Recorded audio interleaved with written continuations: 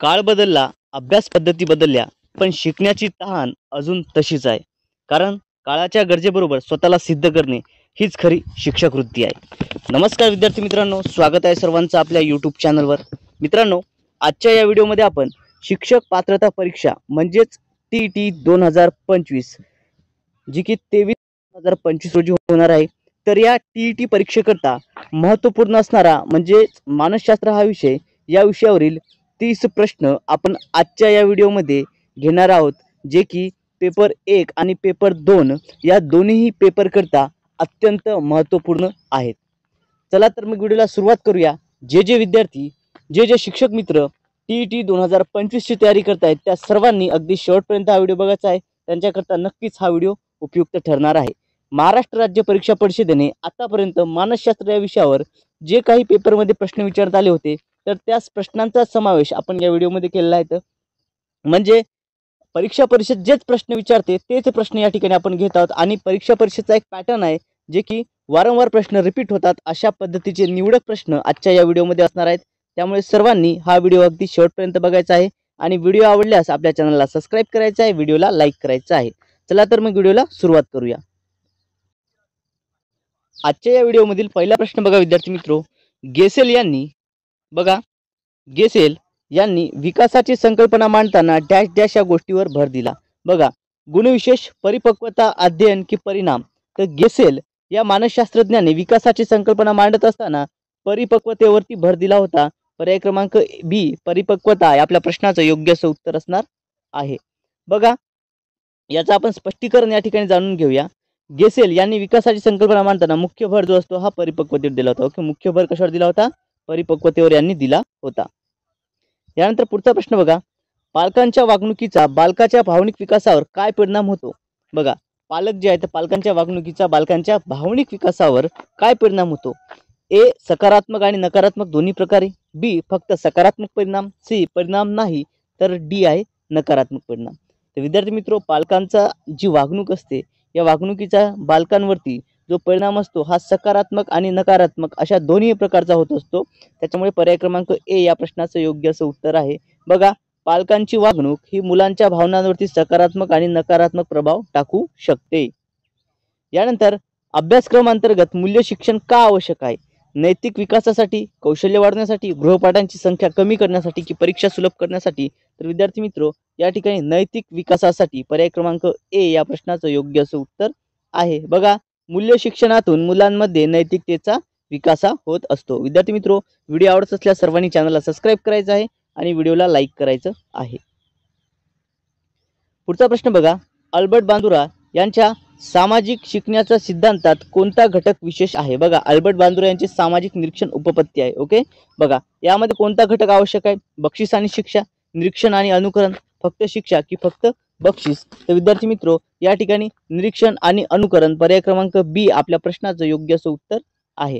बघा, Albert Bandura यांच्या याच्यामध्ये काय आहे मुख्य, तर काय आहे तर लोकांच्या वर्तनाचे निरीक्षण आणि त्यावरून वर्तनाची नक्कल करणे हे मुख्य घटक सांगितलेले आहेत अल्बर्ट बांदुरा यांनी. ओके, यांची उपपत्ती कोणती आहे तर सामाजिक निरीक्षण उपपत्ती. हे देखील लक्षात असू द्या, कोणती आहे? सामाजिक निरीक्षण उपपत्ती अल्बर्ट बांदुरा यांची. ओके, चला, क्लिअर आहे सर्वांना. यानंतर पुढचा प्रश्न बघा. बालकांच्या लक्ष केंद्रित करण्यासाठी शिक्षकांनी काय टाळावे? बालकांचे लक्ष केंद्रित करण्यासाठी शिक्षकांनी काय टाळायला हवे? अनावश्यक आवाज आणि हालचाली, नियमित नियम, प्रोत्साहन की खेळ? विद्यार्थी मित्रो, लक्ष त्यांचं केंद्रित जर करायचं असेल तर शिक्षकांनी जे आहे स्वतःच्या अनावश्यक हालचाली आणि आवाज जे आहेत हे टाळावेत. ओके, पर्याय क्रमांक ए या प्रश्नाचं योग्य असं उत्तर आहे. बघा, अनावश्यक हालचाली जे असतात, अनावश्यक आवाज जे असतात हे विद्यार्थ्यांचे लक्ष विचलित करत असतात. त्यामुळे हे टाळणे त्या ठिकाणी गरजेचं आहे. पुढचा प्रश्न बघा. मुलांच्या मनोविकासात स्वनियंत्रण कसा उपयोगी आहे? लक्ष केंद्रित ठेवण्यासाठी, गृहपाठासाठी, परीक्षा पास होण्यासाठी की सामाजिक संवादासाठी? बघा, आता मनोविकासामध्ये स्वनियंत्रण म्हटलेलं आहे.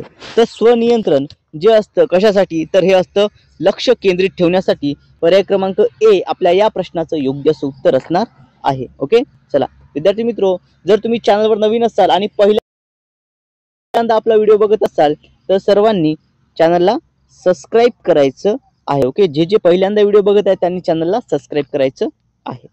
बघा, स्वनियंत्रणामुळे मुलांचे लक्ष अधिक प्रकारे आणि चांगल्या पद्धतीने केंद्रित होत असते. ओके, स्वनियंत्रणामुळे मुलांचे लक्ष जे आहे अधिक चांगल्या प्रकारे केंद्रित होते.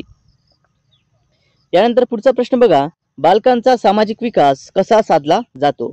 समूह क्रियाकल्पातून, फक्त गृहपाठ देऊन, कठोर शिक्षणाने की टाळाटाळ करून? तर बालकांचा सामाजिक विकास हा समूह क्रियाकल्पातून साधला जातो. पर्याय क्रमांक ए या आपल्या प्रश्नाचं योग्य उत्तर आहे. समूह क्रियाकल्पामुळे सामाजिक गुण विकसतो. ओके, समूह क्रियाकल्पामुळे सामाजिक गुण हा विकसतो. पुढचा प्रश्न बघा, शिक्षकांनी मुलांमध्ये स्वावलंबन कसे वाढवावे? स्वशिस्त लावून, कडक नियम लावून, गृहपाठ देऊन की परीक्षा वाढवून? तर विद्यार्थी मित्रो, शिक्षकांनी मुलांमध्ये स्वावलंबन कसे वाढवता येईल? तर हे स्वशिस्त लावून. ओके, पर्याय क्रमांक ए स्वशिस्त शिकून हे आपल्या प्रश्नाचं योग्य उत्तर आहे. बघा, स्वशिस्त या मुलांना काय असतात? स्वावलंबी बनवतात. यानंतर पुढचा प्रश्न बघा, मुलांच्या मनातील म्हणजे आपल्या मनातील पूर्वीचे अनुभव ज्यावेळी नवीन अध्ययन अनुभवाला विरोध करतात त्यावेळी डॅश डॅश म्हणतात. बघा, आपले जे पूर्वीचे अनुभव आहेत हे आपल्याला काहीतरी नवीन अनुभव घेण्यास त्याला विरोध करतात. अशा वेळी काय होते? पुरोगामी निरोधन, दमन की प्रतिगामी निरोधन? तर याला विद्यार्थी मित्रो पूर्वीचे अनुभव आहेत म्हणजेच पुरोगामी निरोधन. पर्याय क्रमांक बी आपल्या या प्रश्नाचं योग्य उत्तर आहे. बघा, मनातील पूर्वीचे अनुभव ज्यावेळी नवीन अध्ययन अनुभवाला विरोध करतात त्यावेळी पुरोगामी अध्ययन असे म्हणतात. यानंतर पुढचा प्रश्न बघा, बालकांच्या सामाजिक स्थिती सुधारण्यासाठी कोणता मार्ग उपयुक्त असतो?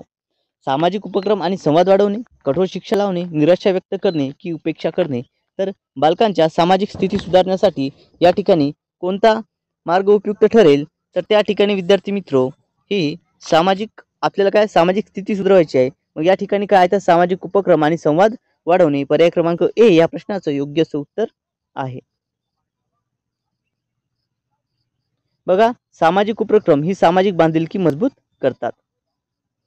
पुढचे प्रश्न बघा, बालकांच्या बौद्धिक शिक्षणात वैविध्यपूर्ण परीक्षण का आवश्यक आहे?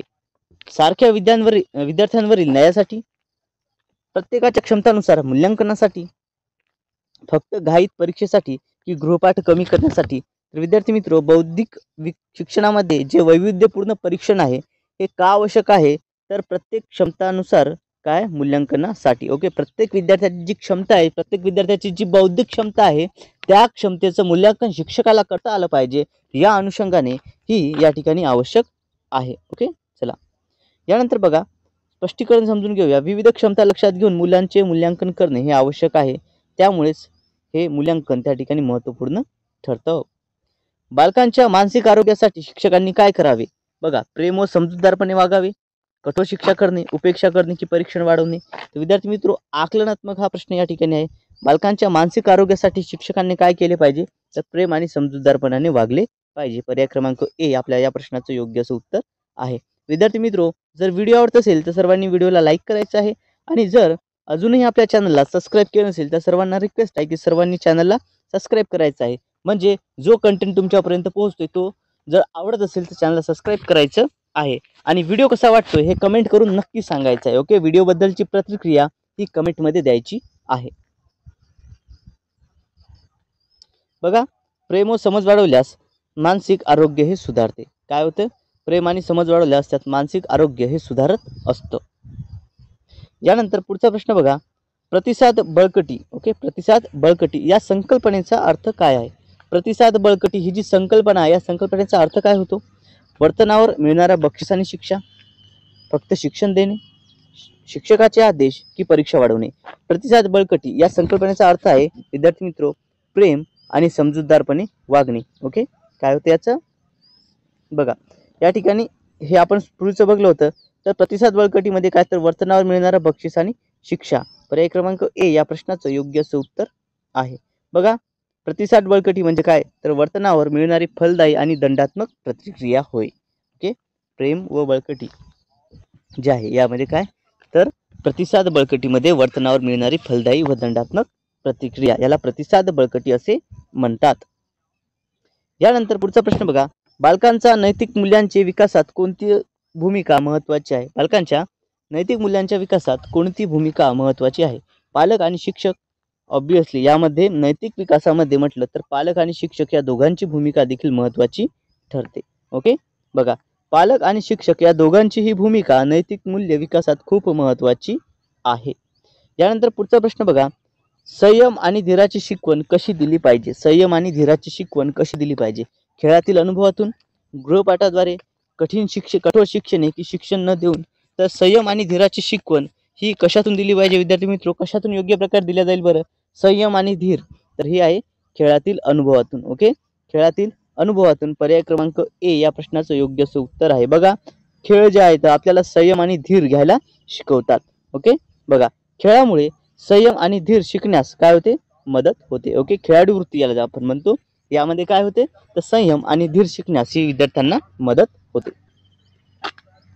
यानंतर पुढचा प्रश्न बघा, खालीलपैकी कोणती कौशल्ये सुधारण्यासाठी संवाद हा महत्त्वाचा आहे? बघा, खालीलपैकी कोणती कौशल्ये आहेत जी सुधारण्यासाठी संवाद हा खूप महत्त्वाचा आहे? लिखित, शारीरिक, भौतिक की भाषिक? तर विद्यार्थी मित्र पर्याय क्रमांक डी, भाषिक कौशल्ये सुधारण्यासाठी जे आहे संवाद हा घटक खूप महत्त्वाचा आहे. ओके, संवादाने आपली भाषिक कौशल्ये ही सुधारली जात असतात.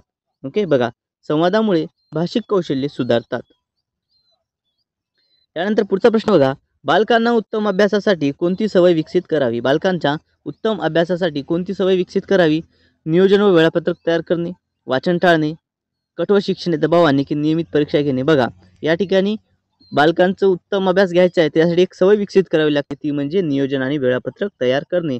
पर्याय क्रमांक ए या प्रश्नाचं योग्य उत्तर आहे. ओके, बघा विद्यार्थी मित्र, वेळापत्रक आणि नियोजन अभ्यासामुळे जे काय होतं, अभ्यास अधिक परिणामकारक होत असतो. बघा विद्यार्थी मित्र, या प्रश्नांची जर तुम्हाला PDF हवी असेल, ओके, PDF डाउनलोड करण्याकरता तुम्ही आपलं टेलिग्राम चॅनल जॉईन करायचं आहे, ज्याची लिंक या व्हिडिओच्या डिस्क्रिप्शन बॉक्समध्ये दिलेली आहे.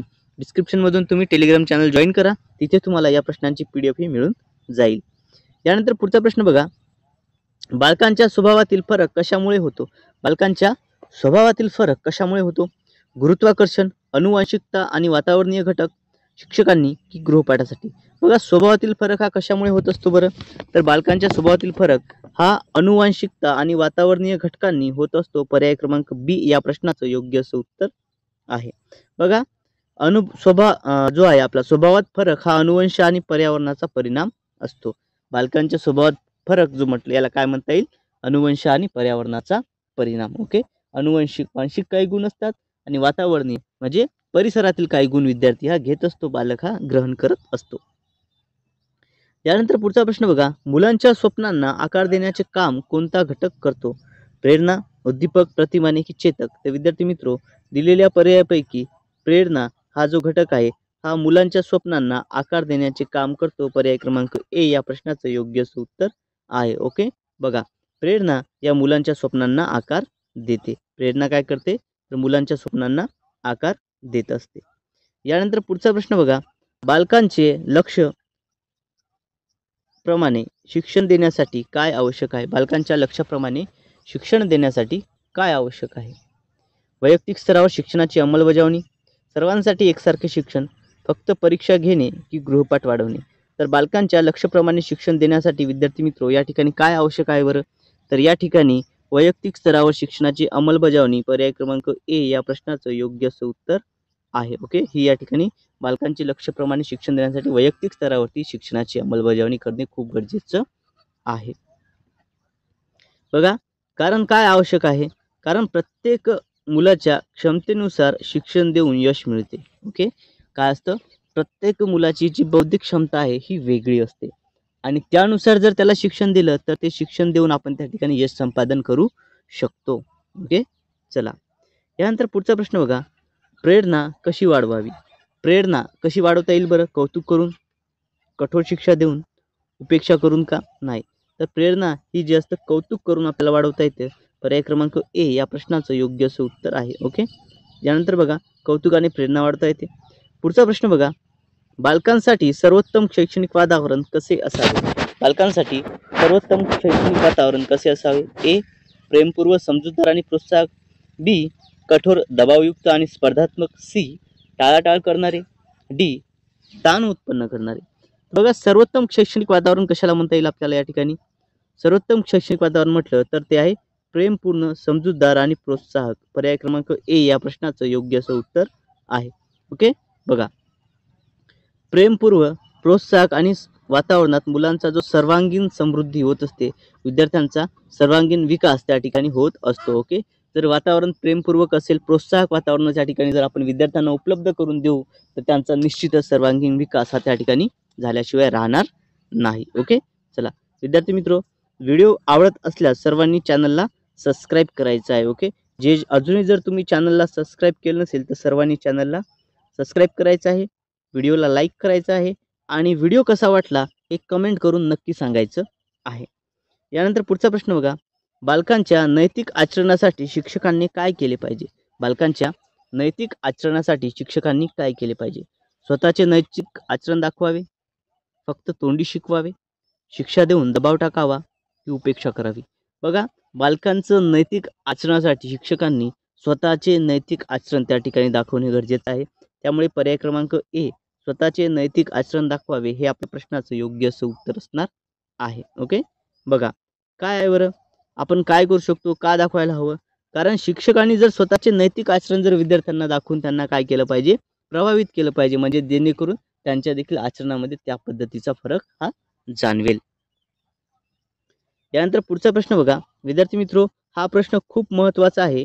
आपण हा प्रश्न IMP कॅटेगरीमध्ये कन्सिडर करूया. ओके, बघा, बाळाच्या जन्मावेळी मेंदूचा विकास किती टक्के झालेला असतो? बाळाच्या जन्मावेळी मेंदूचा विकास किती टक्के झालेला असतो? 10%, 25%, 50% की 75%?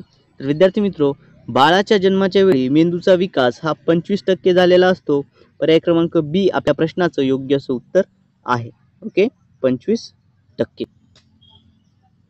बघा, बाळाच्या जन्मावेळी मेंदूचा विकास हा 25% झालेला असतो.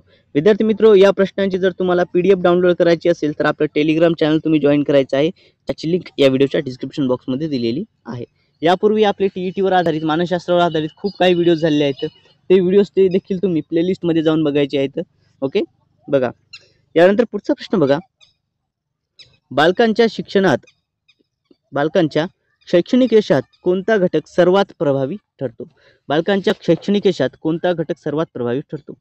शिक्षक आणि पालक यांचे सहकार्य, फक्त शिक्षकांचा पाठिंबा, फक्त पालकांचा दबाव की फक्त विद्यार्थ्यांचे प्रयत्न? तर विद्यार्थी मित्रो, यामध्ये बालकांचा शैक्षणिक विकास करायचा आहे, मग यामध्ये कोणता घटक महत्त्वाचा ठरेल?